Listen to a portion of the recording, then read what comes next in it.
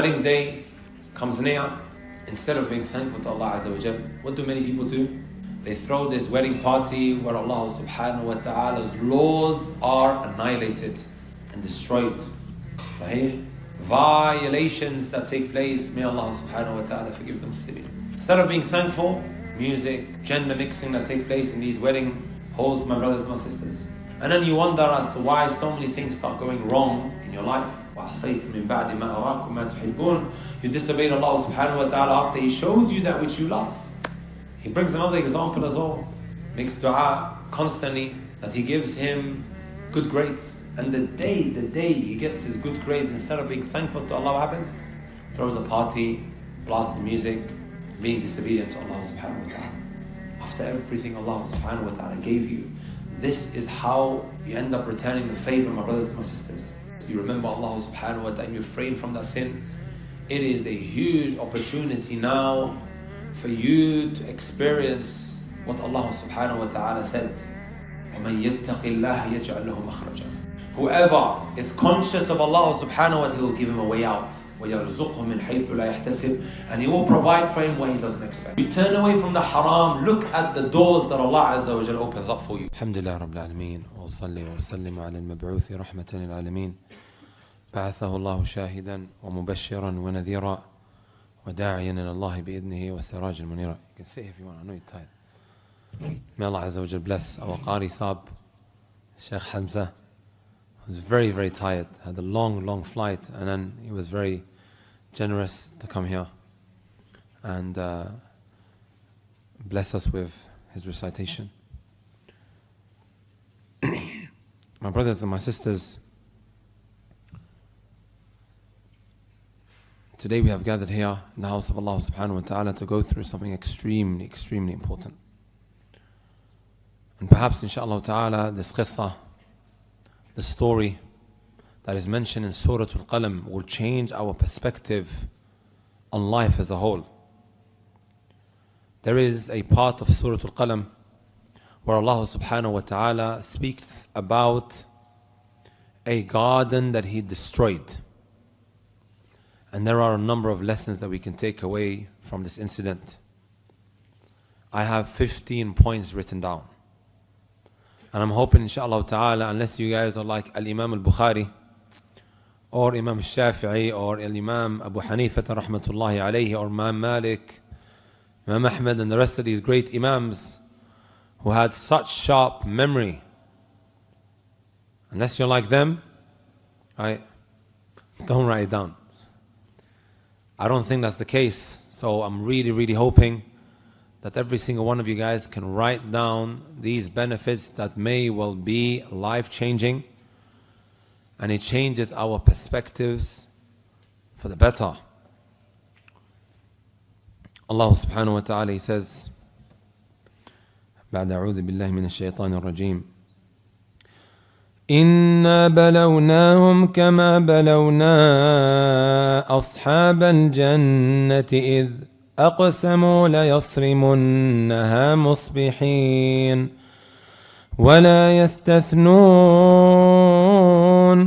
فطاف عليها طائف من ربك وهم نائمون فأصبحت كالصريم فتنادوا مصبحين أن اغدوا على حرثكم إن كنتم صارمين فانطلقوا وهم يتخافتون ألا يدخلن اليوم عليكم مسكين وغدوا على حرد قادرين فلما رأوها قالوا إنا لضالون بل نحن محرومون قال أوسطهم ألم أقل لكم لولا تسبحون قالوا سبحان ربنا إنا كنا ظالمين فأقبل بعضهم على بعض يتلاومون قالوا يا ويلنا إنا كنا طاغين عسى ربنا أن يبدلنا خيرا منها إنا إلى ربنا راغبون كذلك العذاب ولعذاب الآخرة أكبر لو كانوا يعلمون. Which basically means, my brothers and my sisters, Allah subhanahu wa ta'ala, He says, إِنَّا بَلَوْنَاهُمْ كَمَا بَلَوْنَا أَصْحَابِ الْجَنَّةِ. Indeed, we tested them just as we tested the people of those gardens. Who is Allah subhanahu wa ta'ala speaking about? Allah Azza wa Jalla is speaking about how He tested the people of Makkah. The people of Makkah, my brothers and my sisters, who are extremely ungrateful. They violated the limits of Allah subhanahu wa ta'ala. They went against what Allah Azza wa Jalla told them to do. They had blessings after blessings, one after the other. And the greatest of these blessings that Allah subhanahu wa ta'ala sent to them was the Messenger sallallahu alayhi wa sallam. And they knew that he was the Prophet salawatu rabbi wa salamu alayhi. But they rejected and denied him. So Allah subhanahu wa ta'ala tested them with a lack of safety and security after they were so blessed. So Allah Azza wa Jal makes mention of this incident to alert them. Look what happened to them, and look what may well possibly end up happening to you. إِنَّا بَلَوْنَاهُمْ كَمَا بَلَوْنَا أَصْحَابَ الْجَنَّةِ إِذْ أَقْسَمُوا لَيَصْرِمُنَّهَا مُصْبِحِينَ. When they took an oath that in the morning, they are going to take away the crops and the fruits that Allah subhanahu wa ta'ala blessed them with. How did Allah bless them? They had a very wealthy father who left behind this garden which had crops, which had fruits. Right? This father of theirs, my brothers and my sisters, used to give charity from this blessing that Allah had showered upon him. There would be a part that he would benefit from, and there was a part of that which he would go and give as charity. Right? So instead of them continuing this legacy after he passed away, they took an oath that they were not going to give anything from this garden of theirs that they have now inherited to the poor. Right? In fact, my brothers and my sisters, as Ibn Kathir mentions, فَلَمَّا مَاتْ, after he passed away, they inherited it. وَرِثَهُ بَنُوهُ قَالُوا, look what they said. لَقَدْ كَانَ أَبُونَا أَحْمَقٍ. Our father was foolish, he was dumb. This is what they're saying about their father after he has departed from this world. Right? This garden that they have inherited from their father, they are now making what? A mockery out of him. Right? He was foolish, he was dumb. إِذْ كَانَ يَصْرِفُ مِنْ هَذِهِ شَيْئًا لِلْفُقَرَاءِ. Why was he dumb and foolish? Because he used to give a part of it to the poor. وَلَوْ أَنَّا مَنَعْنَاهُمْ لَتَوَفَّرَ ذَلِكَ عَلَيْنَا. And look what they said. If we now prevent them from taking a part of it, right, we will have more for ourselves. They said about themselves, indeed, life has become expensive, we have a lot of children.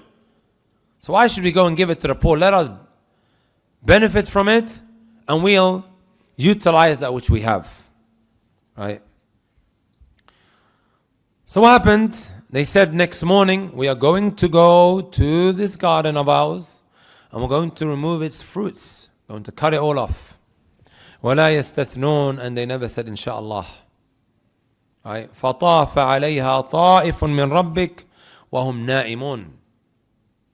While they were asleep, Allah subhanahu wa ta'ala sent a fire that destroyed everything they possessed. All of these blessings that they had, right? Which would give them their bread and butter. It would put food on the table for them. Gone by the night. فَأَصْبَحَتْ كَالصَّرِيمِ. It became like the dark night. فَتَنَادَوْا مُصْبِحِينَ. And they began to call each other out, right?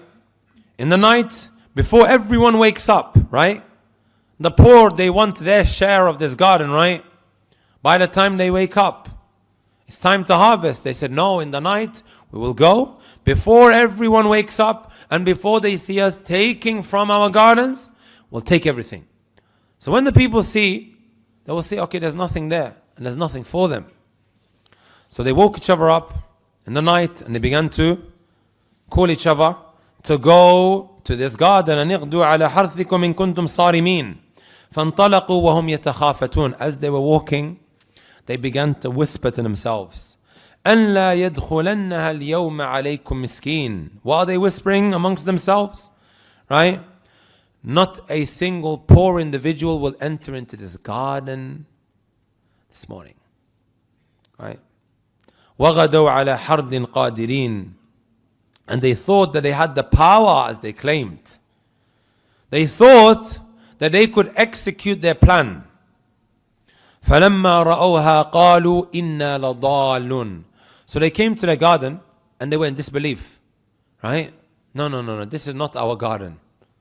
Our garden doesn't look like the dark patches in the night because it was burnt. Right? So they continued looking for their garden. Right? So they said, no, this is not. They thought amongst themselves that they were lost. And then reality kicked in. بَلْ نَحْنُ مَحْرُومُونَ.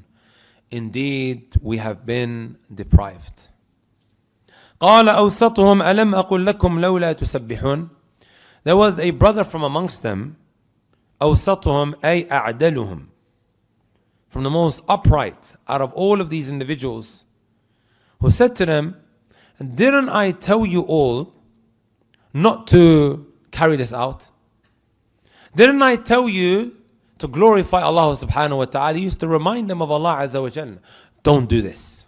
You know how we are reminded all the time? Don't do this, don't do that. And we start making names for those who sincerely advise us. They are the haram police. Right? The haram police. He was there advising them. They didn't take the advice. Right? قالوا سبحان ربنا إنا كنا ظالمين. So they began to then take heed to glorify Allah subhanahu wa ta'ala, and they realized their mistake. So they admitted to themselves that indeed we have been oppressive. We have wronged ourselves. فأقبل بعضهم على بعض يتلاومون. So then they squared up to one another and each one started blaming the other. It was your fault as to why this all happened. قالوا يا ويلنا إنا كنا طاغين. And then they said amongst themselves, woe to us, indeed we have violated the limits of Allah subhanahu wa ta'ala. عسى ربنا أن يبدلنا خيرا منها إنا إلى ربنا راغبون. So they said, perhaps Allah subhanahu wa ta'ala will replace this with that which is better. إنا إلى ربنا راغبون. Indeed, now we will return back to our Lord. It is Allah subhanahu wa ta'ala that we desire. كذلك العذاب. Allah subhanahu wa ta'ala, He then says, such is His punishment. وَالْعَذَابُ الْآخِرَةِ أَكْبَرُ. As for the punishment of Allah subhanahu wa ta'ala, it is far greater. لَوْ كَانُوا يَعْلَمُونَ. If only the people knew. There is a punishment in this dunya. Many people think, my brothers and my sisters, that when you sin, the only time that you will be held to account for these sins is when you meet Allah. You are gravely mistaken. We are punished in this world, and then the punishment of Allah Azza wa Jal in the hereafter is far greater. Isn't this a punishment in this dunya? What they had to experience with those very bad, evil intentions that they had. 15 benefits, my brothers and my sisters, I want to take away or extrapolate from this qissa that is extremely relevant and relatable. The first benefit, my brothers and my sisters, Allah subhanahu wa ta'ala can take away your blessings in a heartbeat. Right? These blessings that we take for granted, my brothers and my sisters, right? Allah subhanahu wa ta'ala can take that away in a heartbeat. You know, I always tell those brothers and sisters who listen to music about that verse at the beginning of Surah Al-Baqarah, وَلَوْ شَاءَ اللَّهُ لَذَهَبَ بِسَمْعِهِمْ وَأَبْصَارِهِمْ. If Allah subhanahu wa ta'ala willed, He would have removed their eyesight, He would have removed their hearing. إِنَّ اللَّهَ عَلَى كُلِّ شَيْءٍ قَدِيرٌ. Indeed, Allah subhanahu wa ta'ala is capable of all things. Right? It could go in a heartbeat. Let me tell you guys about my friend who is still currently in hospital, my brothers and my sisters. Right? You guys heard of Stamford Bridge? Where's Stamford Bridge? Chelsea Football Stadium. I don't think any of you guys want to go there at this moment in time, right? They're not doing great. When I went to visit him in hospital, he was in Peterborough Hospital. The brother's actually from Leicester, but they took him to a hospital in Peterborough. Went to visit the brother. This brother, my beloved brothers and sisters, one afternoon he was in Stamford Bridge.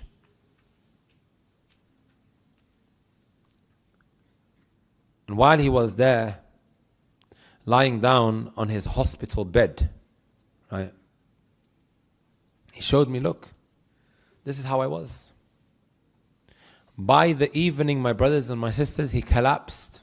Not because he was hit by a car, or someone came charging into him, or there was this freak accident that took place. La. He said, I just collapsed. This brother lost his ability to speak. He lost his ability to walk. He was in a wheelchair, right? He was in a wheelchair from that point on. And there he is. There he is, my brothers and my sisters. Lying down in a British hospital on a hospital bed. Right? He showed me the picture. And every time he needs to communicate with us, he'll take that whiteboard, you know, that you could just remove very quickly with that tab, and he writes down whatever he wants to tell us. Wallahi alladhi la ilaha ghayruh. This man, my brothers and my sisters, had the ability to move around so freely. He lost all of that in a heartbeat. I could quote verses, I could quote a hadith, my brothers and my sisters. However, when I mention these stories of real life incidents that are happening in today's day and age, it might strike a nerve. You could lose everything in a heartbeat. Right? Wallahi, seeing him on the hospital bed brought us to tears. From watching a football game in the morning or in the afternoon, by the evening he has lost everything. Right? I shouldn't say everything because he still had his iman. Right? I'll tell you guys another incident. You guys heard of the earthquake that happened in Syria and Turkey, right? Everyone heard about it? Did you guys hear about that incident involving an individual who was booted out of his home by a landlord? Anyone heard about that story? This man, my brothers and my sisters, couldn't pay the bills. Couldn't pay the bills. Right? And it seemed that the landlord was merciless. And eventually he booted him out. And then the earthquake came, right? It tore this landlord's home to the ground. So the Syrian man, I believe it was Syrian, no, not Turkish, Syrian. The Syrian man is being interviewed. And he said, I don't wish bad onto him. However, currently both me and him are sharing the same tent. Right? You could lose all of your blessings in a heartbeat. We take it for granted, right? These ears and these eyes that we use to disobey Allah subhanahu wa ta'ala. وَلَوْ شَاءَ اللَّهُ لَذَهَبَ بِسَمْعِهِمْ وَأَبْصَارِهِمْ. They lost their garden overnight, thinking that they could plot, right? Thinking that Allah subhanahu wa ta'ala is not watching them, right? And that was the end result. Before you become a victim, my brothers and my sisters, right? Take heed from what we are saying, right? Ibn al-Qayyim rahmatullahi alayhi has a very powerful statement. He says, ما عصي الله بشيء إلا أفسده على صاحبه. Never does one disobey Allah Azza wa Jal with something except Allah subhanahu wa ta'ala will destroy that. You know, brothers and sisters, how many times I've seen a brother buy a nice car and he uses that car to pick up girls. He uses that same car to blast music. And it's only a matter of time before he has lost that car, my brothers and my sisters. Only a matter of time. Or something happens to the engine because he's revving it too much, huh? Well, that's what you thought. Allah Azza wa Jal destroys that. Right? The Arabs, they have a saying. الذي يصاحب يذكر. The one who has haram relationships, he'll be struck with poverty. There are many weak narrations that mention a loss of wealth and also a zina in the same narration. They mention both of these things in the same narration. Right? Even the Messenger ﷺ told us, إِنَّ الرَّجُلَ لَا يُحْرَمُ الرِّزْقُ بِخَطِيئَةٍ يَعْمَلُهَا. One is deprived of provision because of the sin that he carries out. Right? Let me tell you guys something else. You know, on Instagram I receive a lot of messages. Just about every message I received pertaining to someone who has a porn addiction. Always in that same message he mentions that he is also struggling financially. Right? Just about every message that I receive of someone saying that he is now what? A pornography addict. Right at the end, mentions, I've got financial problems. Messenger ﷺ told us, إِنَّ الرَّجُلَ لَيُحْرَمُ الرِّزْقُ بِخَطِيئَةٍ يَعْمَلُهَا. Right? Because of the sin that you fall into, Allah will take away provision from you. You have a nice iPhone, sahih, iPhone 14. You drop it and the screen smashes. Screen smashes. Now you have to ship out what? 150 pounds to fix the screen? Or a car crash.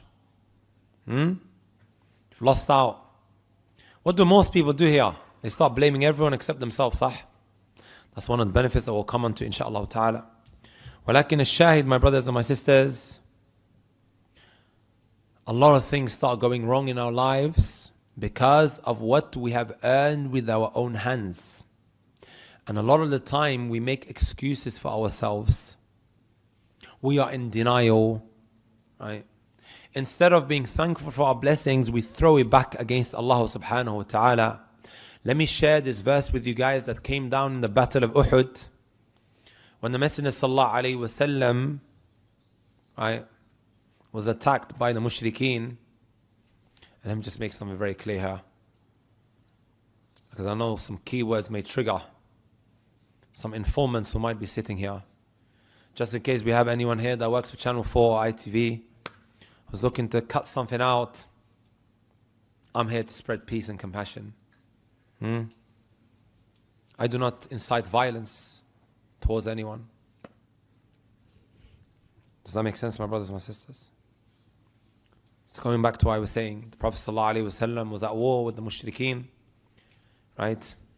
And I'm not here recruiting, just because we're speaking about the Battle of Uhud.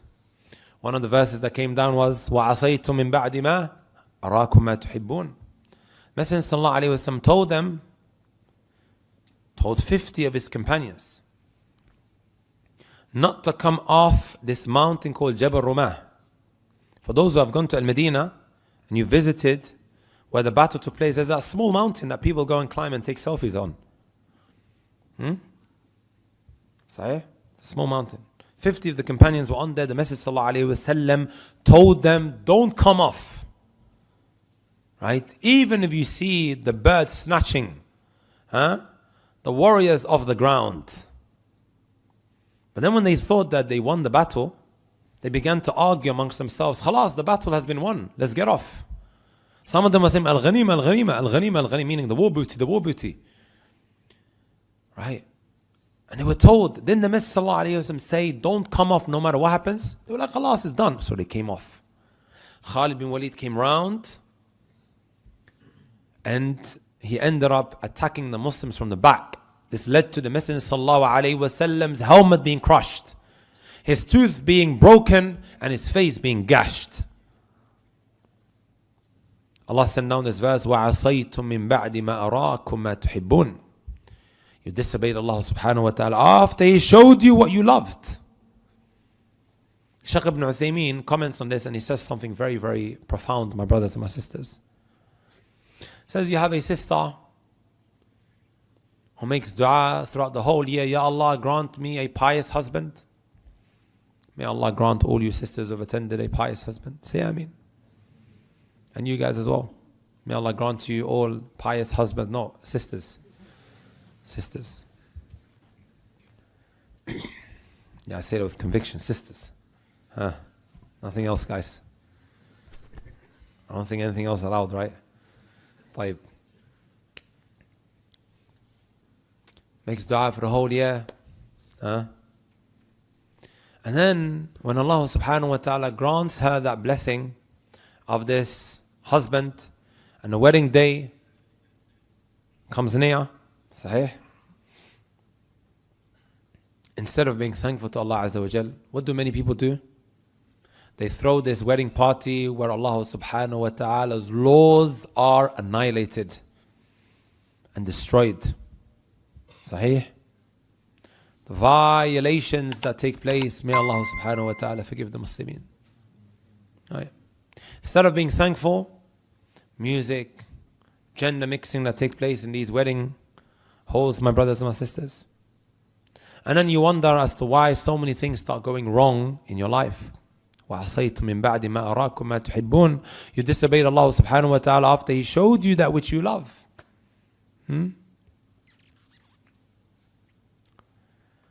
He brings another example as well. Makes dua constantly, right? That He gives him good grades. And the day he gets his good grades, instead of being thankful to Allah, what happens? Throws a party, blasting music, being disobedient to Allah subhanahu wa ta'ala. After everything Allah subhanahu wa ta'ala gave you, this is how you end up returning the favor, my brothers and my sisters. Right? You know, Yusuf alayhi salatu wasalam, when he was locked in that chamber by the wife of Al-Aziz, right? He was locked in the chamber by the wife of Al-Aziz. By the way, Yusuf alayhi salatu wasalam was granted half the beauty of mankind. Utiya shatr al-husn. Right? So she found an opportunity when he was serving her to now commit a zina with him. And this is when she said, hey Talak, let's get it on. Right? She locked all of the doors and she thought this is her moment now. Right? To commit fahisha with Yusuf alayhi salatu wasalam. No one's watching. It's just her and him. And of course, Allahu thalithuhuma. Allah is the third. What did Yusuf alayhi salatu wasalam start doing in this situation that he was in? إِنَّهُ رَبِّي أَحْسَنَ مَثْوَايَ. The Mufassirun, they looked at this verse and they mentioned two meanings. Yusuf alayhi salatu wasalam said here, Allah subhanahu wa ta'ala was so good to me. And because Allah was so good to me, how can I now go and disobey Him? Where was Yusuf alayhi salatu wasalam and where is he now? He was in the dark pits of a well, brothers and sisters, in the middle of nowhere. And now he is what? Growing up in a palace. Look where I was and look where I am now. And now I'm going to disobey Allah subhanahu wa ta'ala. Right? Other Mufassirun, they mentioned, he began to remember the favors of his master who was so good to him, allowed him to live and grow up in his palace. And now I'm going to stab him in the back and cheat on the one who was so good to me. When you're under that blanket, right, and the shaitan is whispering, right, remember the favors of Allah Azza wa Jal. Allah did so much for me. I don't think we've ever woken up, my brothers and my sisters, and our fridges were empty. And if it was empty, we had the money to go and fill that fridge right after And when you do that, my brothers and my sisters, you remember Allah subhanahu wa ta'ala and you refrain from that sin. It is a huge opportunity now for you to experience what Allah subhanahu wa ta'ala said. وَمَنْ يَتَّقِ اللَّهَ يَجْعَلْ لَهُ مَخْرَجًا. Whoever is conscious of Allah subhanahu wa ta'ala, He will give him a way out. وَيَرْزُقْهُ مِنْ حَيْثُ لَا يَحْتَسِبْ. And He will provide for him where he doesn't expect. You turn away from the haram, look at the doors that Allah Azza wa Jal opens up for you. Doors of provision, doors of so much good. But the shaitan keeps whispering, if you don't do this, then you'll probably lose out.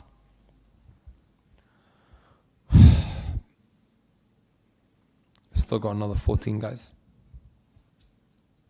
Inshallah ta'ala, I'm going to run through them bi'idhnillahi al-bari. So what was the first one? I got a little bit excited there, went on for a little bit. What was number one, brothers and sisters? Huh? Allah subhanahu wa ta'ala could remove our blessings in a heartbeat. Don't forget my friend, brothers and sisters. Right? Who is no different to me and you. Right? He lost so much. Some of these body parts that we take for granted. However, that which makes me happy, my brothers and my sisters, is that this calamity actually brought him closer to Allah. And this is now the second benefit.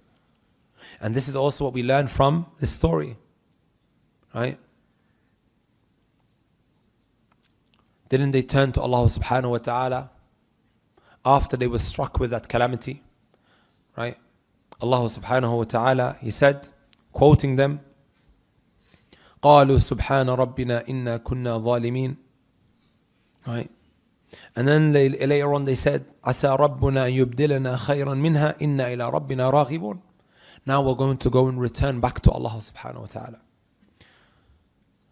A calamity, my brothers and my sisters, that brings you closer to Allah subhanahu wa ta'ala is better than a blessing that causes you to go far away from Allah Jalla fi'ula.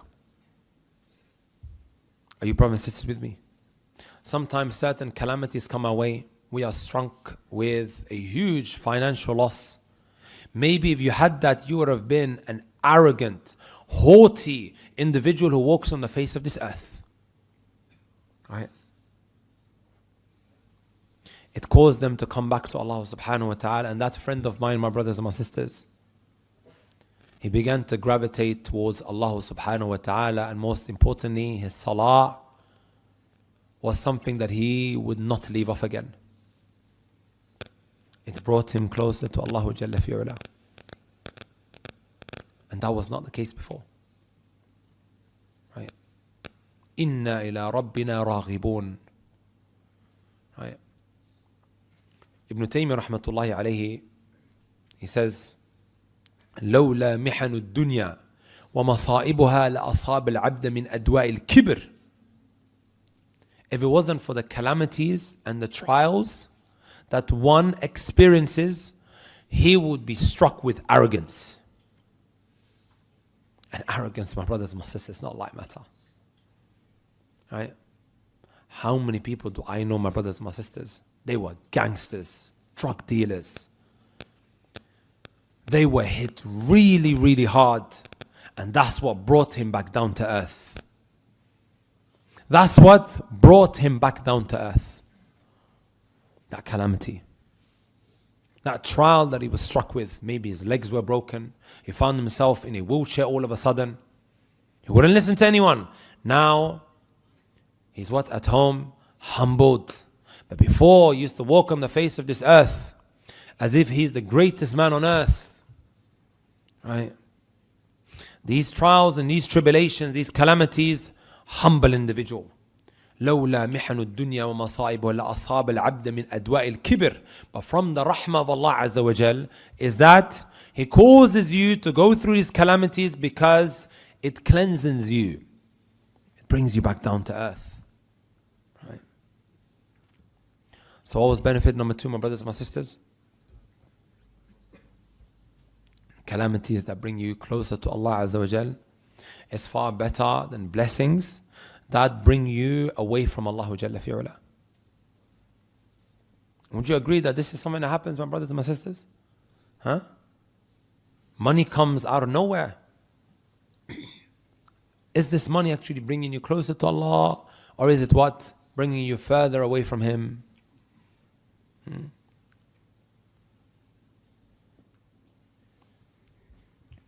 Benefit number 3.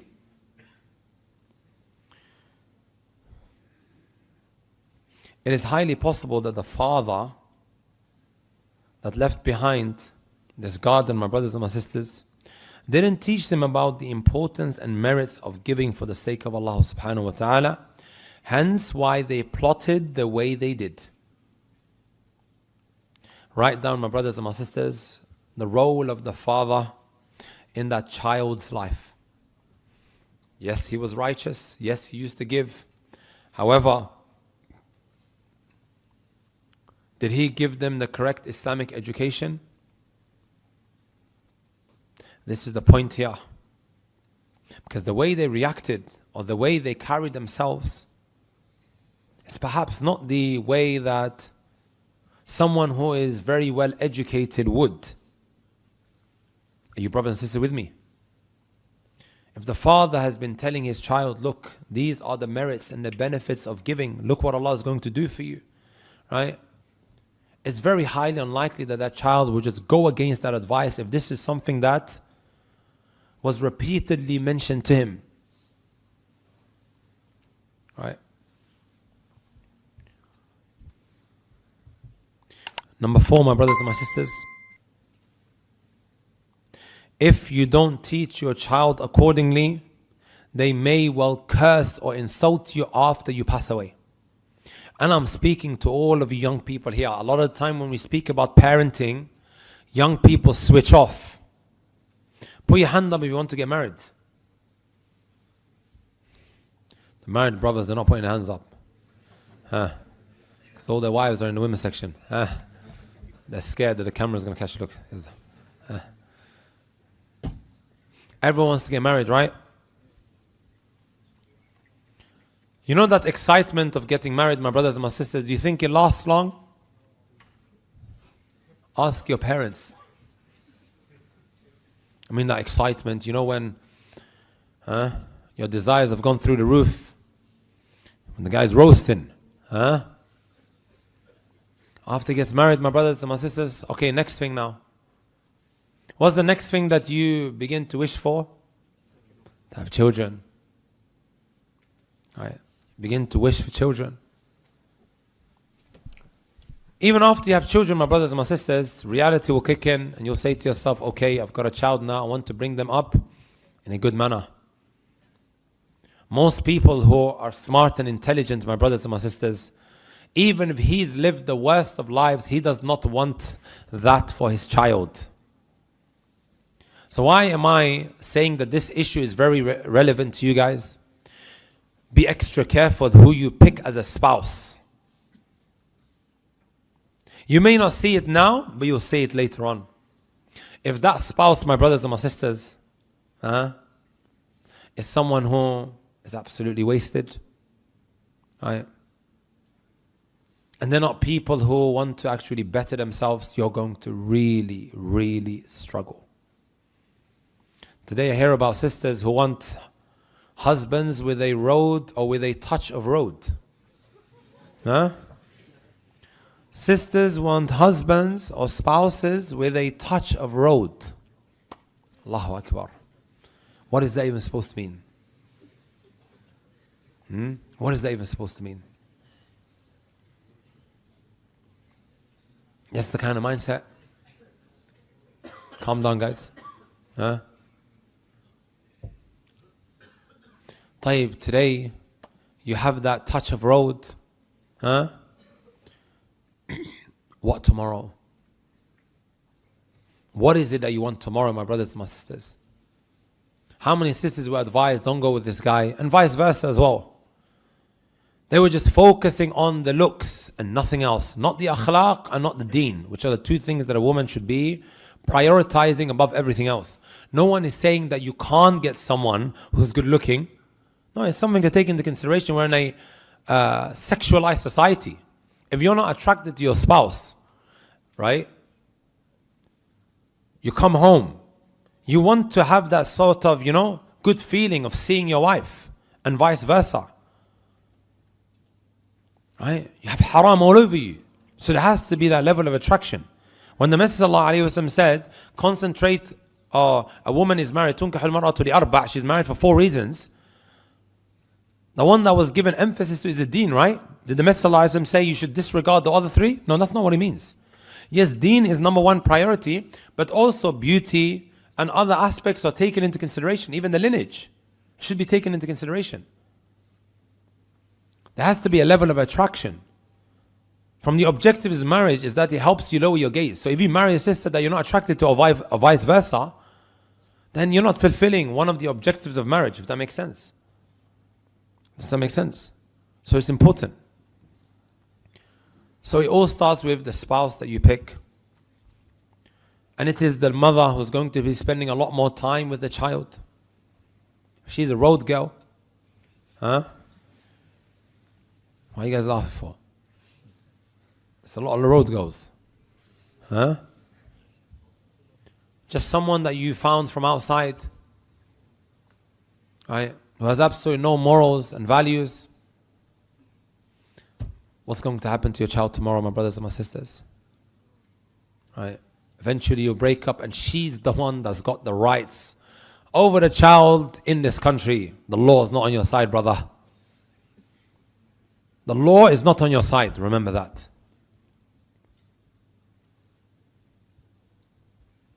You know, my brothers and my sisters, as someone who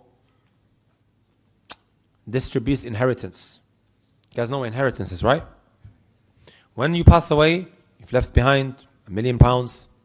It gets distributed in a manner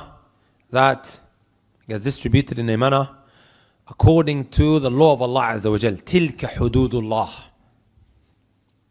You know how many times I've seen children cursing their father? Even though the father, my brothers and my sisters, he left behind a lot of money to keep them afloat for maybe the next 20 or so years. Millions he's left behind. Day and night he would work for his children, ensuring that after he passes away, they have enough. How many times have I seen that? After he's departed from this world, after he's died, his children, they are at each other's necks. If he could take the life of his own blood brother, he would do that. Right? You can see murder in his eyes. I'm looking at him, he's got murder in his eyes. Right? Why is this happening, brothers and sisters? The father, all he cared about is putting them in a good financial position. But my brothers and my sisters, look what the Messenger ﷺ said. ما من عبد يسترعيه الله رعيه يموت يوم يموت وهو غاش لرعيته إلا حرم الله عليه الجنة. There's not an individual who has responsibility placed over his shoulders. The day when he dies as a deceiver. Yes, he deceives his own children. How? The Messenger ﷺ said, وَلَمْ يُحِطْهَا بِنُصْحِهِ. He did not advise them accordingly. He did not give them the correct Islamic education. If we don't know, brothers and sisters, how do you expect our children to know? I think it's right to say we are second generation Muslims in this country, or maybe third. Sahih? If we as a generation don't know, brothers and sisters, would you be surprised tomorrow if your child walks home and he's holding a Christmas tree? I wouldn't be surprised.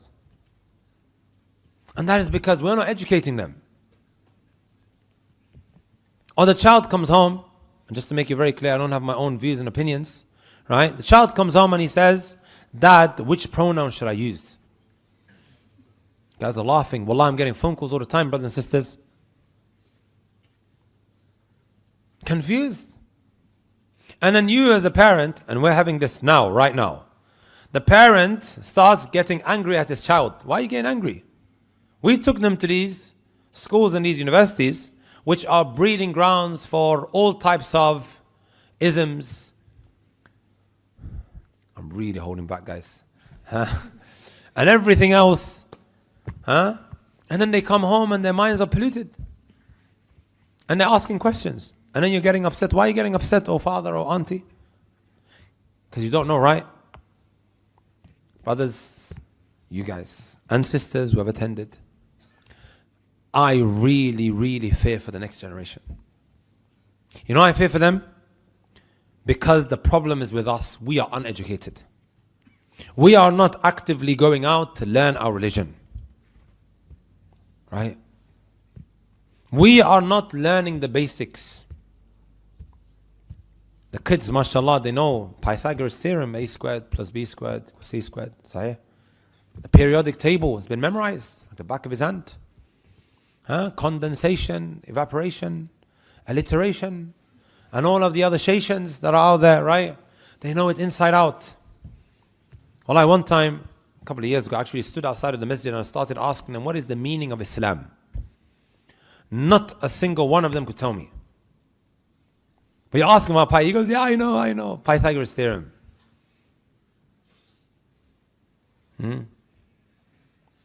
Wallah, I'm not saying this to put anyone down, but brothers and sisters, this is the reality. Right? So what was number 3?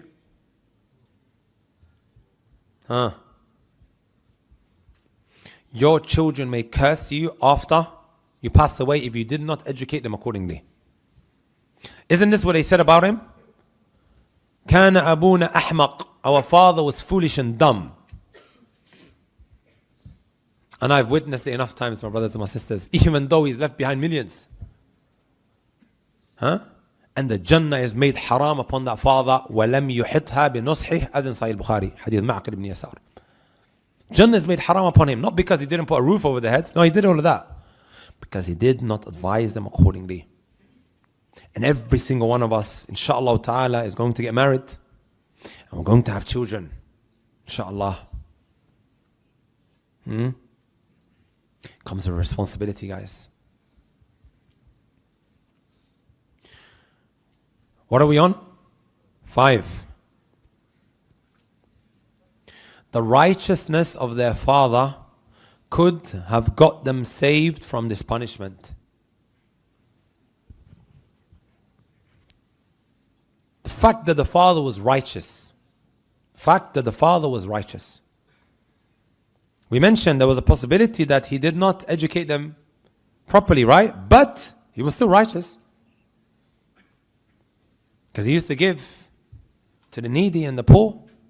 And perhaps maybe because of his righteousness, they ended up benefiting from it. Right? Due to the fact that this calamity brought them closer to Allah Azza wa Jal. And you being righteous, my brothers and my sisters, right? It can go a very long way with regards to the good fortune that comes the way of your children. Sa'id ibn al-Musayyib, my brothers and my sisters, right? And there's this verse in Surah Al-Kahf, which I'm thinking, or I'm assuming all of you guys have memorized. وَكَانَ أَبُوهُمَا صَالِحًا. The 2 young men, right, who lost their father, right? And then there was a lot of wealth that was buried under that wall. Anyways, you can go to that story there. But Khadir alayhi salatu wasalam said to Musa, وَكَانَ أَبُوهُمَا صَالِحًا فَأَرَادَ رَبُّكَ أَنْ يَبْلُغَا أَشُدَّهُمَا وَيَسْتَخْرِجَا كَنْزَهُمَا رَحْمَةً مِّن رَبِّكَ. There was treasures in there. And Allah subhanahu wa ta'ala wanted them to benefit from it later on. Anyways, وَكَانَ أَبُوهُمَا صَالِحًا. They say this individual was 7th generation. These kids were benefiting from the righteousness of their grandfather who passed away 7 generations ago. Right?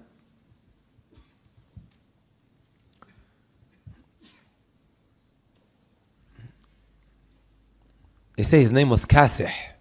وكان من الأتقياء, and he was from the pious. Ibn Abbas, he said, حفظ بصلاح أبويهما. Because of the parents being what? Righteous, Allah subhanahu wa ta'ala preserved them. سعيد بن المسيب أنه كلما أراد أن يصلي قيام الليل نظر إلى ابنه.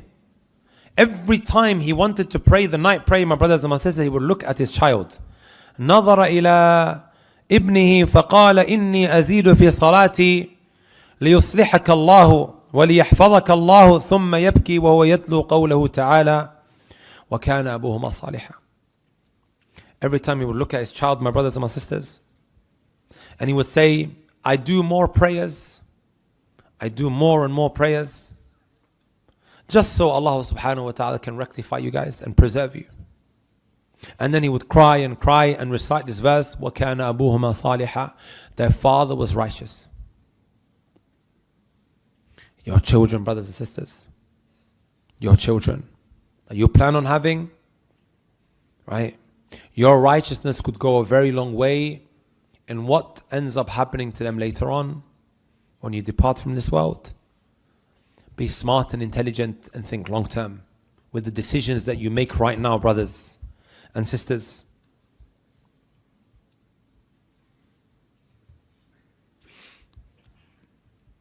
Number six. I've only got another 10 minutes left. Number 6, right? Being self-critical when things go wrong. This is one of the most important benefits that we can take away from this story, guys. Right? قالوا سبحان ربنا إنا كنا ظالمين.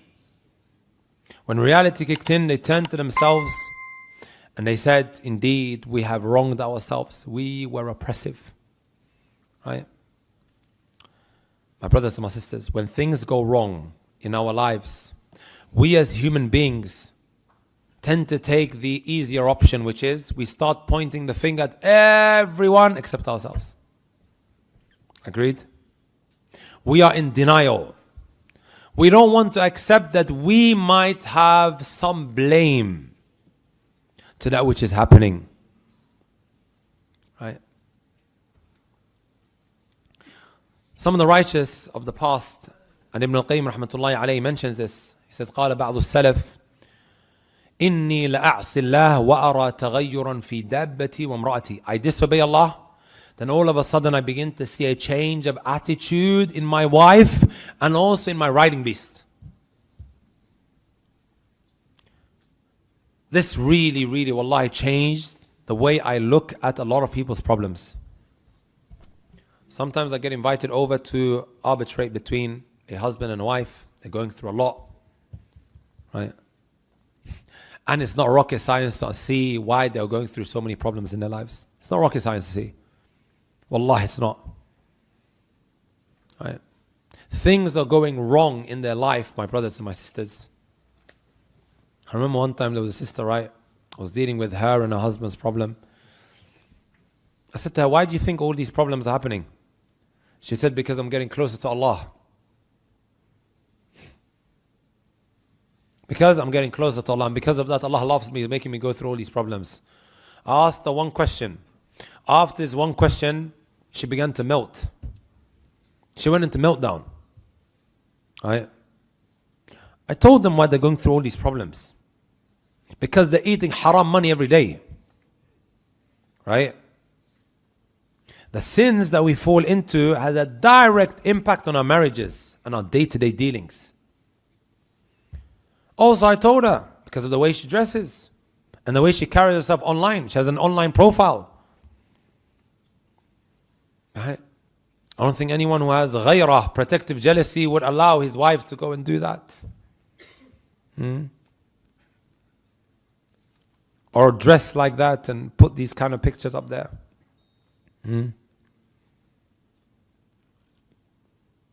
And I advise them as well with all of the things. But the point of the matter is, a lot of us were in denial. The sins that we fall into has a direct impact on our relationships with the people, whether it may be our spouses, whether it may be our work colleagues, whether it may be whoever it might be. You will begin to lose a lot because of your sins. Ibn al-Qayyim rahmatullahi alayhi, he says somewhere else, ما عصي الله بجاه إلا أفسده على صاحبه. You never disobey Allah Azza wa Jal with the position that you have. You know the position that you have, your status in society. It could be that you're a sheikh, it could be that you are an imam, it could be that you are a manager, it could be that you're a counselor. You have a position in society. Right? You let your guard down, you disobey Allah subhanahu wa ta'ala, my brothers and my sisters, you could lose that position that you have. And then you begin to feel sorry for yourself. Oh, it's a witch hunt from everyone. Everyone's against me. How's your private life? Let me tell you guys, my brothers and my sisters, how an individual drops. I call it how one drops in the eyes of the people. Ibn al-Jawzi rahmatullahi alayhi says the following. He says the following. And this shows us how we need to be very very retrospective, self-critical of ourselves. He says, رأيت كثيرا من المنتسبين إلى العلم أهملوا نظر الله عز وجل في الخلوات فمحى محاسن ذكرهم في الجلوات. I saw many people of knowledge. This is very important here. They stopped being conscious of Allah subhanahu wa ta'ala, watching them when they were alone. So what did Allah do to them? He caused the good things that are mentioned about them in public to disappear. Today people are praising you, sah? They're saying good things about you. And then all of a sudden tomorrow, you're absolutely nothing. People all of a sudden now are speaking negatively about you. You can point a finger at everyone, but the smart and intelligent individual, my brothers and my sisters, comes back to reality and accepts that I may be going through all of this because of sins that I carried out behind closed doors. This is how you drop in the eyes of the people, my brothers and my sisters. Have you guys heard of Muhammad ibn Sirin? Put your hand up, you've heard me say this story before. 1, 2, 3, 4. Muhammad Sirin, my brothers and my sisters, he was from the students of Abu Hurairah radiallahu ta'ala anhu. Abu Hurairah, who narrated the most hadith, والمكثرون في رواية الأثر أبو هريرة لابن عمر, as Suyuti mentioned. I believe it was 5,342 hadith that he narrated. Muhammad Sirin is a student. Muhammad Sirin, just to show you guys how they were. Look, I got given the hand, 5 minutes. I'm done, guys. 5 more minutes, we're done. He was thrown into prison. You know why he was thrown into prison? Does anyone know? He was thrown into prison. Can anyone tell me why? Huh, ya jama'ah? Huh? He said he was broke.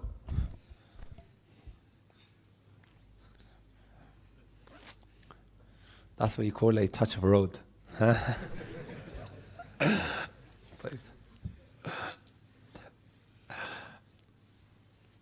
He bought some oil, and as businessmen, what they tend to sometimes do is they buy things on credit, they sell it, and then they pay the creditor back. Sah? That's exactly what he did. Took it on credit, and he went to start selling it. However, all of a sudden he found a big fat rat stuck inside of this oil. And he had to pour everything out. He had to pour everything out. He's got a problem. He had this incurring debt, and because he couldn't pay it back, he was thrown into prison. You know what he said, brothers and sisters? عيرت رجلا بالفقر قبل 30 سنة. I degraded a broke man that I saw 30 years ago. He degraded him. He saw him, he was broke, he had nothing. And he began to speak down on him. And he said, because of what I done 30 years ago, I'm going through it right now. How many of us think like that? Now when sometimes the calamity and the hardship strikes, that it may well be because of a sin that we committed. Right? Wallahi, brothers and sisters. And I've seen this happen to so many aunties. Aunties, they degrade others because of what they see other young women doing. Look at her. Huh? Look at her. She's like the street girl, صح? And they start making all of these very negative remarks about her. Forgetting that she has a daughter. How many brothers and sisters, how many? How many I have seen. Instead of being thankful, Ya Allah, Alhamdulillah, you guided my daughter. She's always at home, she's righteous. And making dua for that girl who's going through this very negative, problematic trial. Look at her. I think in Somali they call it Dadka la yasayo. Sahih? When you degrade. There's a narration, my brothers and my sisters, even though it's weak. من عير أخاه بذنب لم يمت حتى يعمله. Never does one degrade another for a sin except that he will carry out that same sin before he dies. Back in the day, my brothers and my sisters, there was this brother who was with me in Yemen. He would send fatwa, Islamic verdicts to brothers in West London. It is haram for you to wear trousers. And anyone who wears trousers cannot come and give reminders in the masjid. And he would say, I'd rather get my knee chopped off than for me to wear trousers. Wallahi كان يقول هذا. You say this. And he was really, really harsh with these people. He would degrade them and everything. In Yemen, we lived in cuckoo land, guys. Very out of touch with reality. It was a village. No internet. Well, there was a bit of internet, but it was very hard to use. He comes back after the war. Because Yemen went into turmoil, right?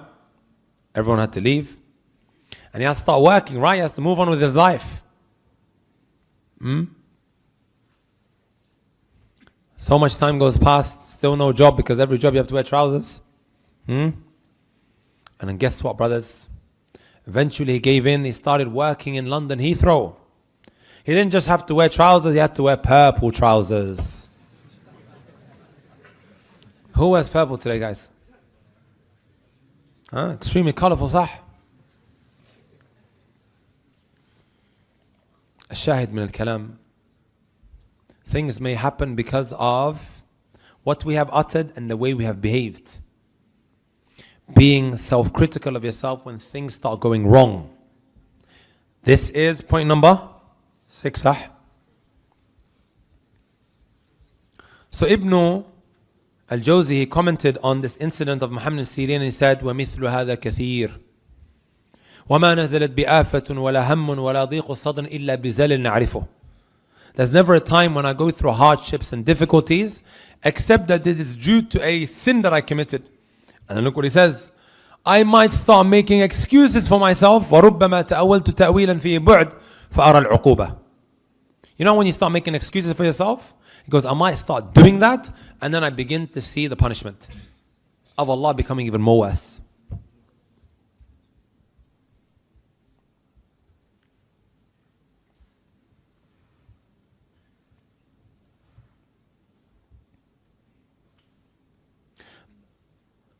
I'm just going to give you guys the final points and then we have to stop.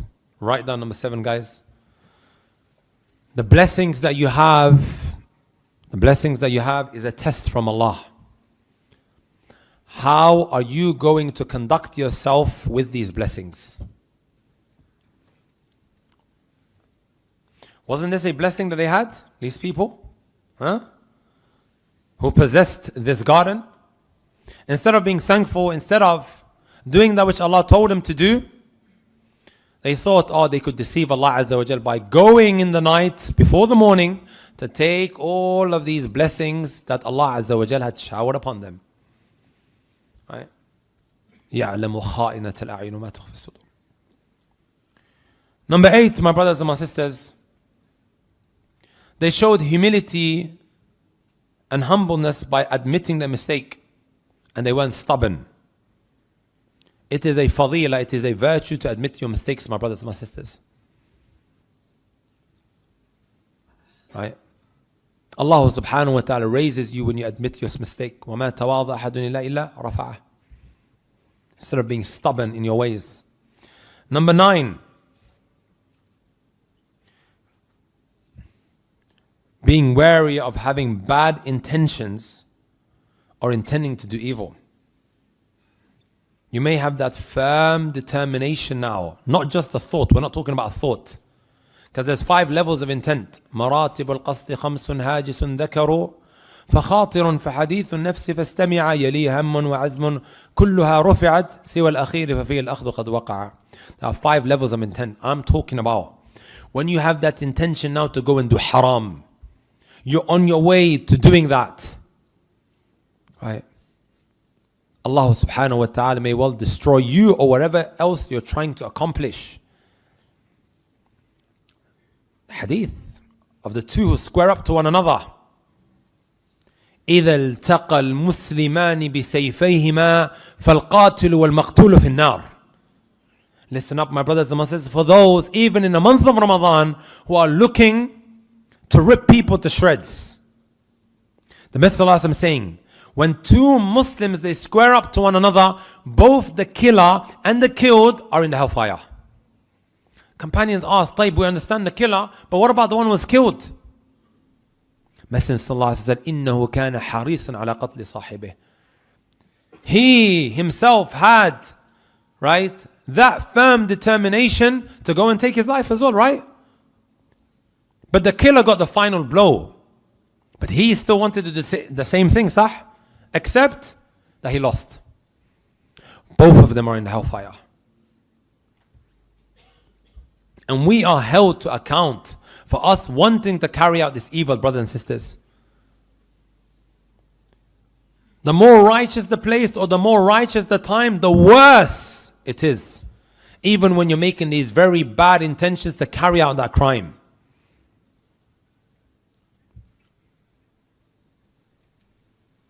How many are we on? 9. This is now number 10. Number 10, right? Number 10. Withholding from paying zakat can lead to the disappearance of your wealth.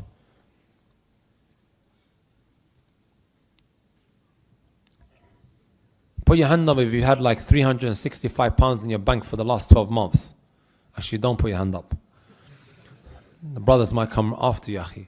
Allahu a'lam. It's something as small as that, brothers and sisters, where you have in your bank which go or which stays there for a whole year, which you didn't have to pay 2.5% on. I heard Leighton's hot, huh? Allahu a'lam.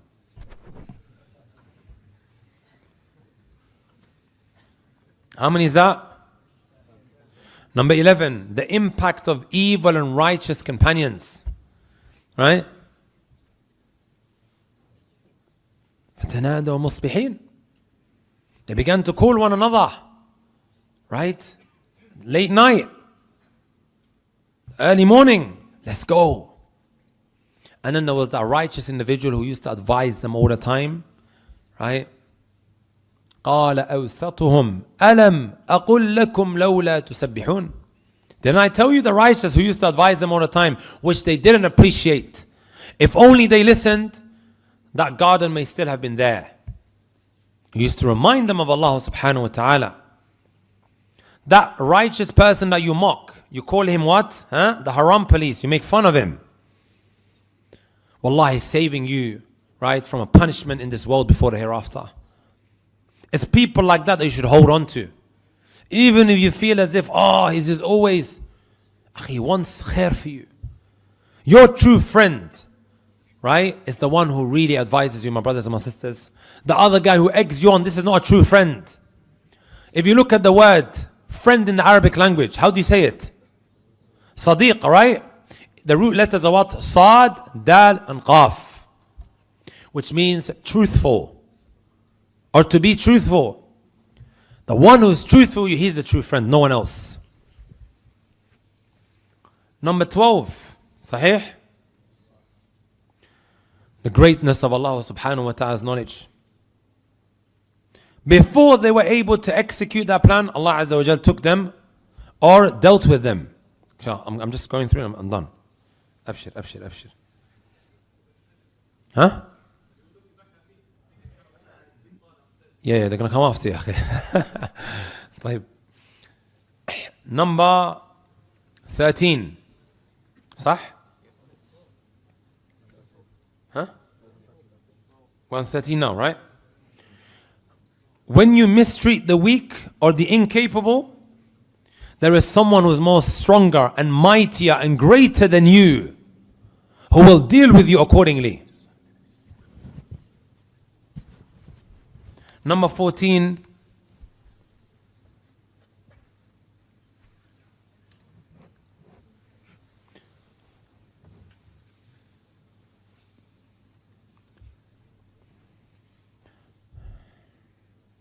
المعاملة بنظير القصد.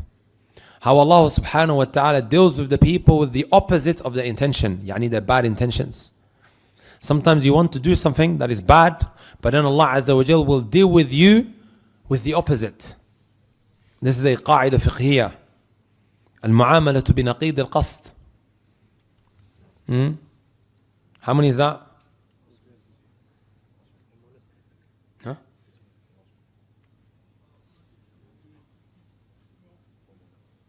I got one left, صح? How huh? We got two left or one? اختلف العلماء إلى قولين. Scholars have taken two views. He's got 14 written down. He's got 14 written down as well. Got one last one, yeah? Number 15, guys, and this is the most important. And I've already kind of like touched on it. How having beneficial knowledge could have saved them from this calamity. Sahih. Then Allah Azza wa Jal punished them. Right? Then Allah subhanahu wa ta'ala punished them, my brothers and my sisters, and took away what they had. Right? The scholars, they mention, my brothers and my sisters, if Allah has blessed you, then look after that blessing. How do you look after that blessing? By being thankful, by doing what Allah told you to do. That's knowledge. They didn't have that. They thought they could get away with it. They undermined the greatness of Allah subhanahu wa ta'ala and what He's capable of doing. Knowledge could have saved them, and knowledge is what is going to save us, my brothers and my sisters, in today's day and age, and also when our children come along tomorrow. Are you brothers and sisters with me? You can get angry, you can get upset, you can sit around feeling sorry for yourself when things start going wrong, or when our children come home with all types of afkar, ideas. But if you have the knowledge, why do you need to get angry? Sit down with him, remove the doubts that he has, and equip him with the tools to repel a lot of these doubts that may come his way. The knowledge will help you to navigate around the doubts, the shubuhat and the shahwat, and the temptations. Right? I don't just give lectures, my brothers and my sisters, to get people excited. There is an objective behind it for us, my brothers and my sisters, to become serious with learning our deen. This is what we need today. And this is what the enemies of Islam don't want. For you to learn your religion. They wish that you could remain ignorant, and there your minds are hijacked. That's what they want. And the solution to all of that is knowledge. I thought I'd leave that all the way to the end, because this is the most important benefit. We'll stop there, inshaAllah ta'ala. I just want to take a moment out to thank the administration of the masjid, all the brothers who helped make this happen. Guys, it's not respectful to go before it's finished. Right? I want to thank the administration of the masjid who allowed this program to take place. Honestly, I'm so happy to see all of these growing faces pack the masjid out to the brim. I ask Allah Azza wa Jalla to bless every single one of you guys. Right? And I want to thank you all for coming to the masjid. When you could have been doing 101 things on a weekday as well. Some of you guys I know came straight from work. Right? May Allah bless you all. Jazakumullahu khairan wa ahsanallahu ilaykum. And I want to say one last thing. Don't look down at individuals who may have come to the masjid, maybe dressed in a way that you're not accustomed to seeing. We've been getting the biggest trappers coming to the masjid. And for you to start looking down at them, you are wrong. They have every right to be in the masjid, just like everyone else. The masjid is not just for the old uncle that you see sitting in the front row. It's for everyone.